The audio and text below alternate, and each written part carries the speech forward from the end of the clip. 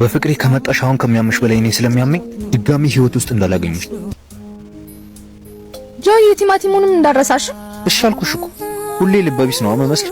ነግሬ ካለው አንድ ነገር እንዳረሳ። እሺ በቃ እመጣልሻለሁ። ካልሆነ ደግሞ የራስ አስቸግራት ይሆናል።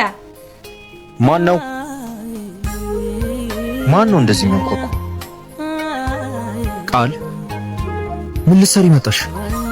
ናስቲ በእናትህ እሰይ አንቺ ቃል ሰርፕራይዝ ጭራሽ ብለሽ ቤት ድረስ መምጣት ጀመርሽ?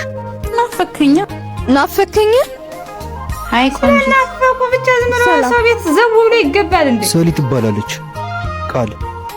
ናይስ ቱ ሚት ዩ የጆይ ድሮ ፍቅረኛ ነኝ። አንቺ ምን ሆነሽ? ያው ነው ፍቅረኛ ናት። ሶርሞ የስኩት ፍቅረኛ ያልኩሽ ነው። አሁንም ድረስ እንደምትገናኙ ነግረኛ አታውቅ። ያን ያክል አስፈላጊ ስላልመሰለኝ ነው። እሺ አሁን ቤት ገብተን ማውራት እንችላለን?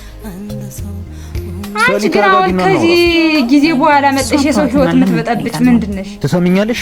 እስካሁን የሚያገኘውሽ ለነበረን ነገር ስል ነው። ከዚህ በኋላ ህይወቴ ውስጥ እንደገቢ ለዚህ ለማትረባ ሴት ብለህ ነው እኔን ተታይ የምትሄድ? ጆ ምን እያረክ ነው? እያሰመመኝ ነው። ጸጉሬ ልቀም አርገ ያዝልኝማ። በፍቅሬ ከመጣሽ አሁን ከሚያምሽ በላይ ነው። ጥጋበኞችንማ እንደዚህ ህይወት ውስጥ እንዳላገኝሽ ችግር ለሚያስፈልጋታል። ለዚህ ለማትረባ አንቺ እንደምትረቢ